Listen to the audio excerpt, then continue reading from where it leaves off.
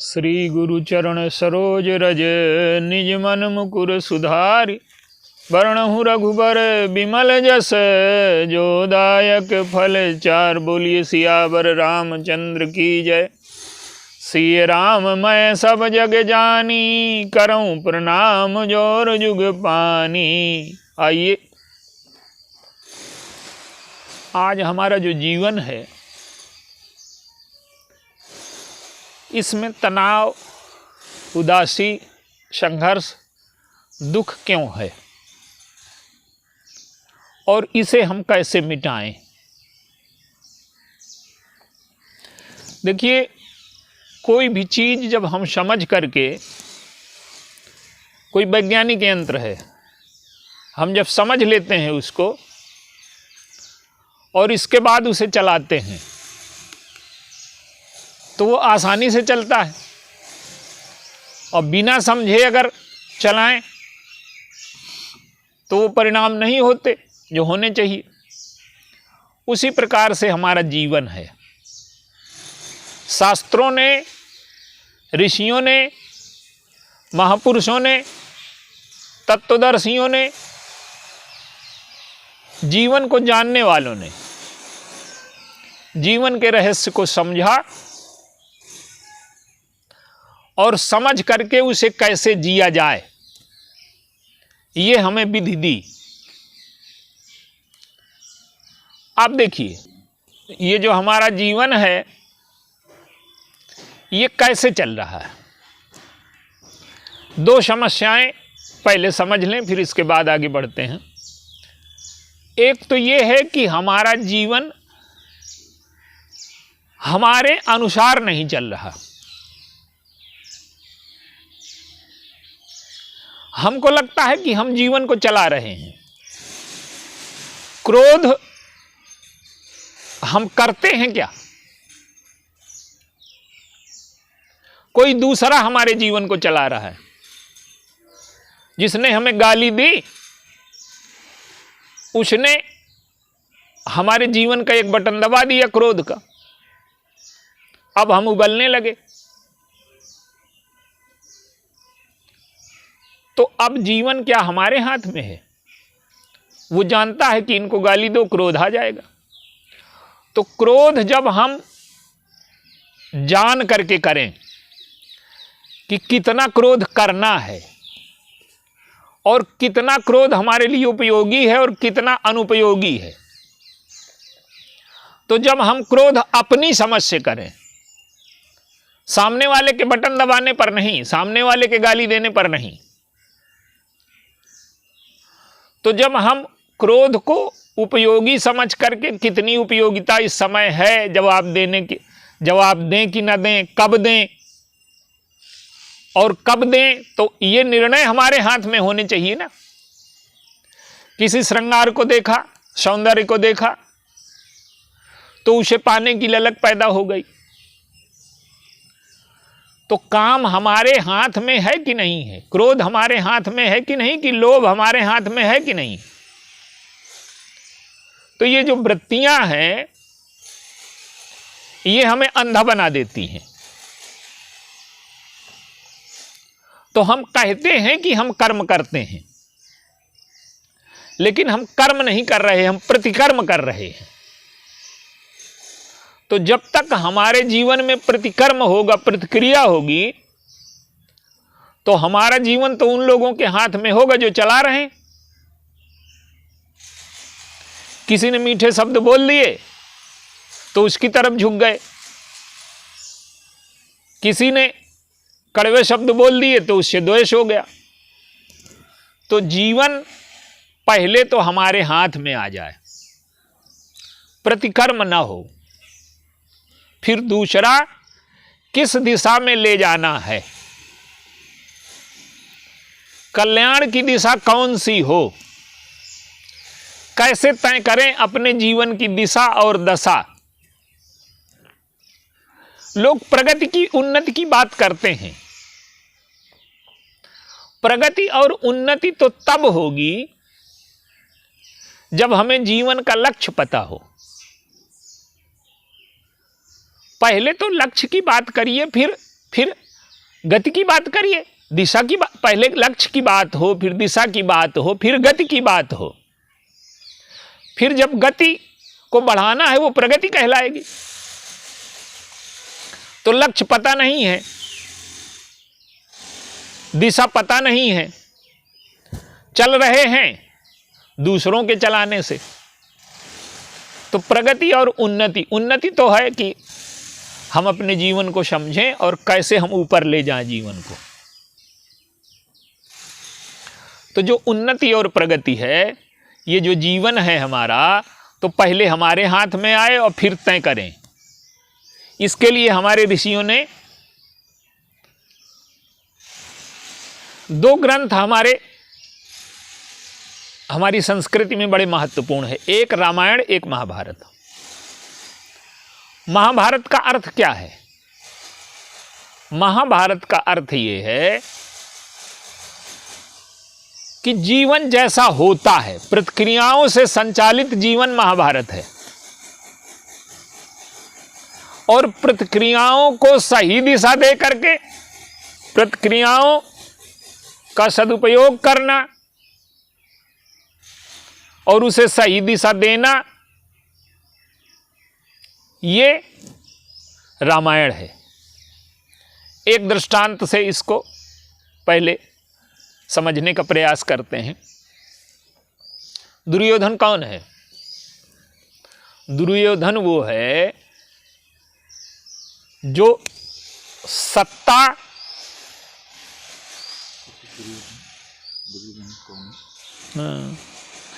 दुर्योधन कौन है? दुर्योधन वो है जो सत्ता, वैभव, अधिकार को ही सुख का केंद्र मानता है। देखिए, सुख की जो परिभाषा है, अगर हमने ये बनाई है कि वस्तुओं का ढेर लग जाए, सुविधाओं का ढेर लग जाए, साधनों का ढेर लग जाए, तो ये एक परिभाषा हो सकती है। लेकिन इस परिभाषा में एक समस्या है। क्या? कि जब हम साधनों का ढेर लगाएंगे, वस्तुओं का संग्रह करेंगे, तो उसमें संघर्ष होगा, उसको पाने के लिए लाखों लोग लगे। तो जब उन वस्तुओं को पाने की ओर चलेंगे तो संघर्ष होगा, तनाव होगा।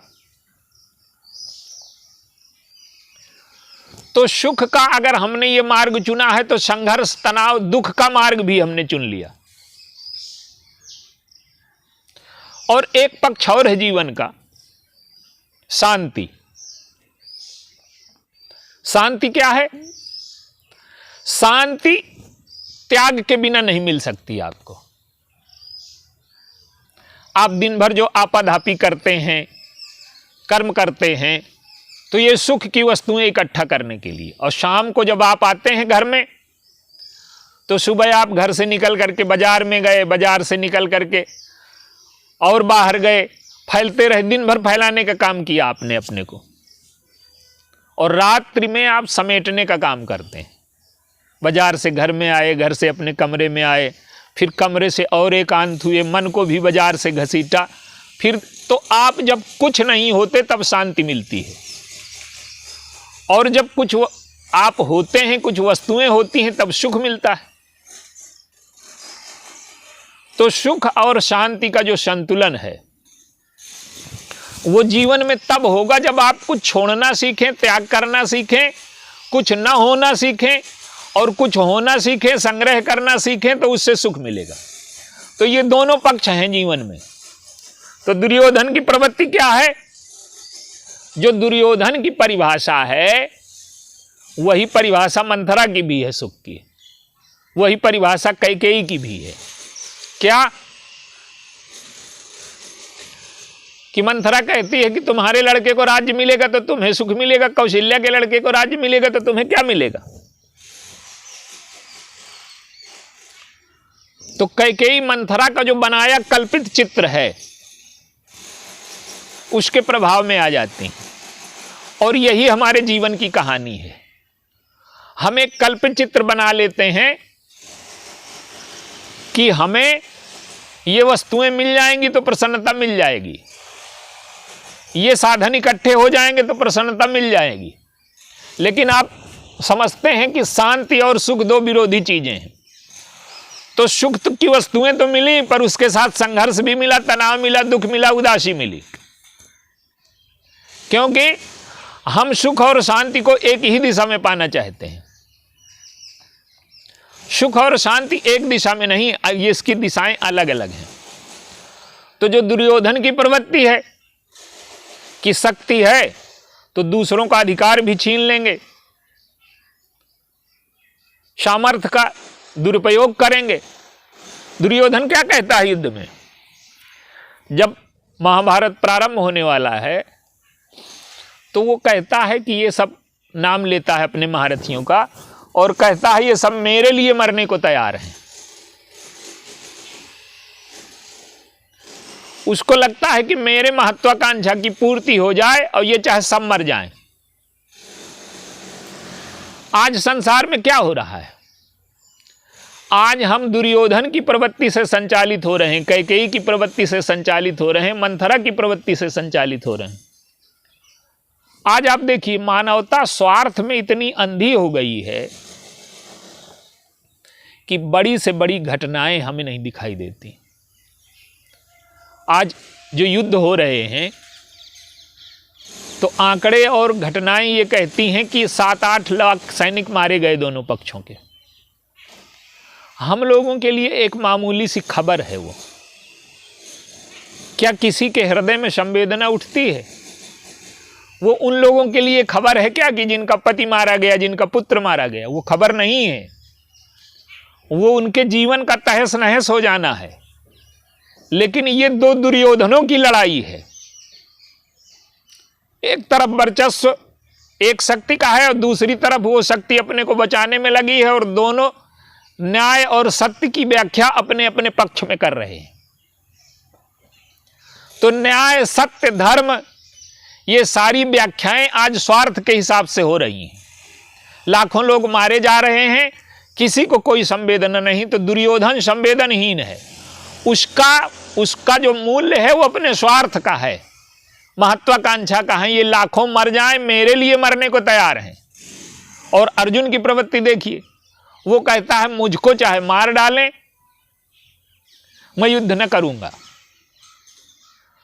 तो ये जो प्रवृत्तियां हैं कैकेयी की, दुर्योधन की, सत्ता पर अधिकार हो जाए, चाहे धर्म का, चाहे कपट का, चाहे छल का, चाहे अन्याय का, जो सहारा लेना पड़े। तो हमने अगर सुख की ये परिभाषा बनाई है जीवन में, तो फिर हमको दुख चुनने के लिए, तनाव, पीड़ा, उदासी चुनने के लिए तैयार रहना चाहिए। तो हम प्रतिकर्म न करें और जीवन को अपने विवेक से, हमारे अंदर विवेक नहीं है तो महापुरुषों के पास जाएं, शास्त्रों का अध्ययन करें, जिन्होंने जीवन की अनुभूतियों को लिखा है महापुरुषों ने शास्त्रों में। तो रामचरितमानस या रामायण क्या है? जीवन को सही दिशा देना और जीवन को विचार, भावना और क्रिया से शुद्ध करना। अब देखिए, वही बात जो दुर्योधन के मन में है, वही बात कैकेयी के मन में है। और आप देखें, कैकेयी ने अन्याय, अधर्म, स्वार्थ, दंभ, असत्य सब का सहारा लिया। भगवान राम भी अगर यही कहते कि सत्य मेरे पक्ष में है, न्याय मेरे पक्ष में है, मैं इस अन्याय को न सहूंगा, तो क्या होता? रामायण भी महाभारत हो जाते। तो भगवान राम क्या करते हैं कि जीवन को कैसे सही दिशा देनी चाहिए, और ये कब संभव होगा। एक छोटा सा आप दृष्टांत लें। भगवान राम का जो जन्म है वो सूर्यवंश में हुआ है।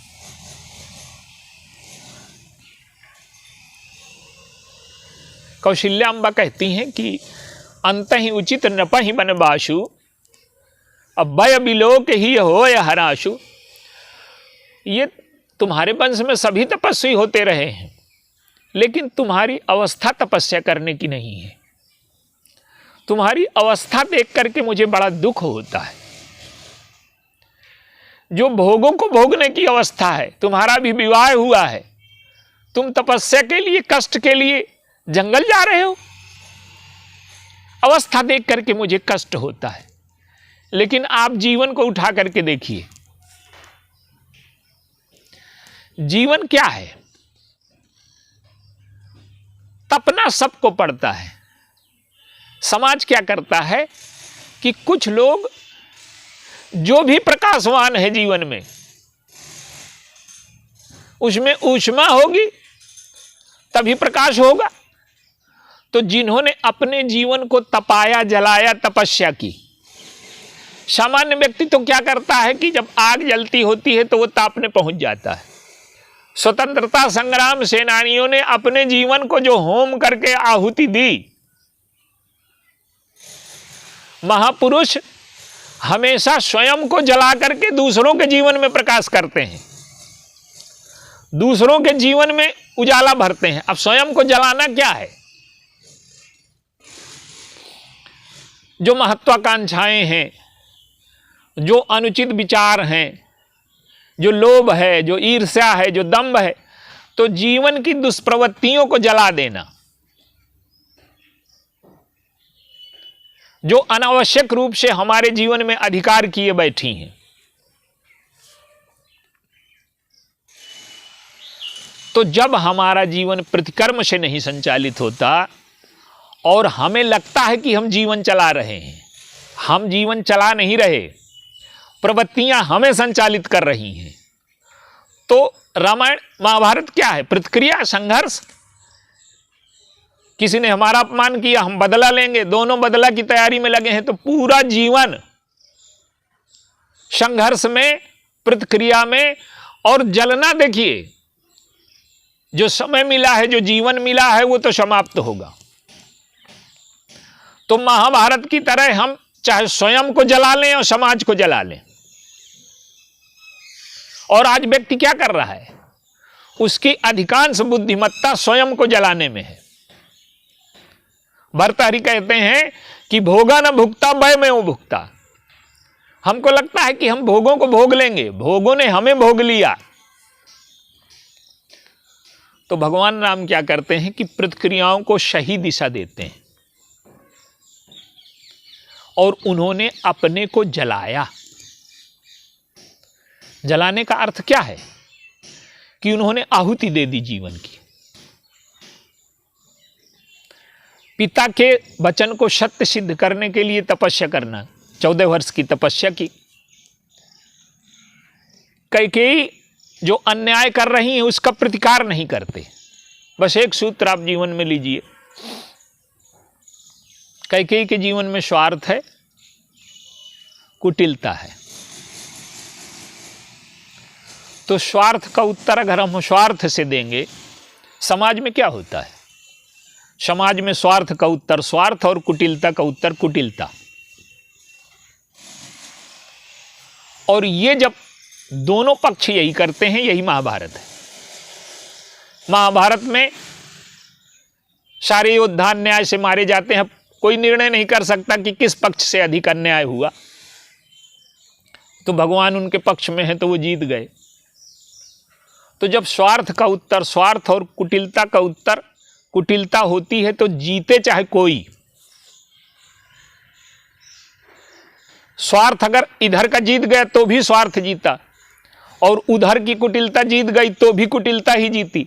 तो अंत में विजय तो कुटिलता और स्वार्थ को ही मिलेगी। और रामायण ये है कि वो कहती है स्वार्थ और कुटिलता को पराजित करना है, सद्गुणों को जिताना है, दुर्गुणों को पराजित करना है। तो भगवान राम ने स्वार्थ को हराया प्रेम से, निष्कामता से, प्रतिदान से। जिनसे हमने लिया है उनका चुकाएंगे, और उसको प्रेम से चुकाएंगे। तो स्वार्थ को उन्होंने प्रेम से हरा दिया। स्वार्थ है छीनना सुख का, और प्रेम है अपने आप दूसरों को सुखी बनाने की प्रक्रिया। तो स्वार्थ को उन्होंने प्रेम से हरा दिया और कुटिलता को काहे से हराया? कुटिलता को भगवान राम ने सरलता से हरा दिया। कैकेयी क्या करती हैं? कैकेयी सत्य के साथ भी छल कर रही हैं, धर्म के साथ भी छल कर रही हैं। दशरथ जी से कहती हैं कि तुम्हारा सत्य ये है कि तुमने 2 वरदान मुझे दिए थे, वो वरदान मुझे दो। तो दशरथ जी कहते हैं कि वो वरदान अगर तुम मांगोगी तो मेरे प्राण चले जाएंगे। तो कैकेयी कहती हैं कि कोई मैं चबेना मांगने वाली हूं, सत्य सराहे कहे उबर देना और जाने हो ले ही मांग चबेना। तो सत्य के लिए दूसरों को बलिदान कर देना, दूसरे बलिदान हो जाएं और हमारा स्वार्थ सिद्ध हो जाए, ये प्रवृत्ति जब समाज में होती है, ये महाभारत है। कैकेयी धर्म के साथ क्या छल कर रही हैं? दशरथ जी से कहती हैं कि आज धर्म के चारों चरण पूरे हो जाएंगे, सत्य आपका रह जाएगा, दया मेरे ऊपर कर दीजिए, दान भरत को मिल जाएगा, तपस्या राम करेंगे वन में जाकर के। ये बंटवारा हम सबके जीवन में है। सत्य और तप का पालन दूसरे करें और दया और दान हमें मिल जाए। जब ये प्रवृत्ति रहेगी धर्म के साथ, तो ये धर्म के साथ छल है। तो भगवान राम ने क्या किया कि कैकेयी की कुटिलता को अपनी सरलता से हरा दिया। सहज सरल रघुवर बचन और कुटिल कुमति कर जान और चले जोंक जल बक्र गति यद्यपि सलील समान। भगवान राम ने बड़े सरल हृदय से, बड़े प्रेम से, बड़ी मीठी भाषा में ये मां से बात की। लेकिन कैकेयी को लगता है कि ये राम जिस प्रकार से वो कुटिलता, और व्यक्ति जहां बैठा होता है उसको वही दिखाई देता है। वो कपट कर रही हैं, षड्यंत्र कर रही हैं, छल कर रही हैं, दंभ है उनके जीवन में। तो उनको लगता है कि राम मीठी बातें बना करके मुझे प्रसन्न करना चाहता है और सोचता है कि मां प्रसन्न हो जाए और मुझे बन न जाना पड़े। लेकिन भगवान राम क्या करते हैं कि उस कुटिलता को अपने जीवन की सरलता से हरा देते हैं। तो जीवन में जब हम कुटिलता के सामने सरलता, स्वार्थ के सामने त्याग, लोभ के सामने निष्कामता, ये सारी चीजें हमारे जीवन में जब आती हैं, और देखिए सुख और शांति की जो चर्चा चल रही है, सुख तो विस्तार में मिलेगा, वस्तुओं के संग्रह में मिलता है, लेकिन सुख और शांति का जीवन में बराबर महत्व है। भगवान राम की जो शांति है वो नपुंसक शांति नहीं है। एक तो शांति यह है कि हम कमजोर हैं तो हमें शांति का सहारा लेने पड़ेगा, लेकिन भगवान राम की जो शांति है वो क्या है? शांति के उपासक हैं, वो संघर्ष के उपासक नहीं हैं, सत्ता के उपासक नहीं हैं। सत्ता के स्थान पर वो त्याग के उपासक हैं, वैराग्य के उपासक हैं, शक्ति होते हुए भी शांति के उपासक हैं। लेकिन अगर कोई समाज में अन्याय कर रहा है, उसकी विचारधारा लोगों को पीड़ा पहुंचा रही है, तो धनुष बाण साथ में है। तो शांति नपुंसक न हो जाए, इसलिए शक्ति की आवश्यकता है। तो समाज में शक्ति का प्रयोग दूसरों का दुख दूर करने के लिए, शक्ति का प्रयोग महत्वाकांक्षा और स्वार्थ की पूर्ति के लिए नहीं। तो जो जीवन में अपने को समेटने की कला नहीं जानता, उसके जीवन में शांति नहीं आएगी। तो हमें त्याग भी जीवन में और संग्रह भी, दोनों का संतुलन जब हमारे जीवन में आ जाएगा तो दोनों का संतुलन ही रामायण है। और केवल इकट्ठा करना, छीन लेना, कपट करना, जुआ खेलना, तो जुआ कोई वो महाभारत में नहीं होता। हम अपने जीवन को व्यर्थ की चीजों के लिए दांव में लगा रहे हैं और हम अपने जीवन को हार रहे हैं। कोई वस्तुएं नहीं हारी जा रही। तो अगर हम जीवन को नहीं समझते तो हम इस जीवन को व्यर्थ की वस्तुओं के लिए दांव में लगा करके इस जीवन को हार जाएंगे। और अगर हम जीवन को समझ करके दूसरों के द्वारा संचालित नहीं होते, अपने विवेक, अपने प्रेम, शास्त्र के द्वारा, संत के द्वारा, ईश्वर के द्वारा अगर हम अपने जीवन को संचालित करते हैं और सही दिशा देते हैं, तो यही जीवन जुआ के स्थान पर यज्ञ बन जाएगा। और हमारा जो जीवन है तनाव, दुख, उदासी, पीड़ा से भरा हुआ, ये महाभारत का ही स्वरूप है। तो हम महाभारत को रामायण में बदलें और भगवान राम का जो चरित्र है वो जीवन में उतारें, उसको समझें और उसको जीवन में उतारें। और यही हमारी संस्कृति का मूल प्राण है। महाभारत को हम रामायण में कैसे बोलें? बोलिए सियावर।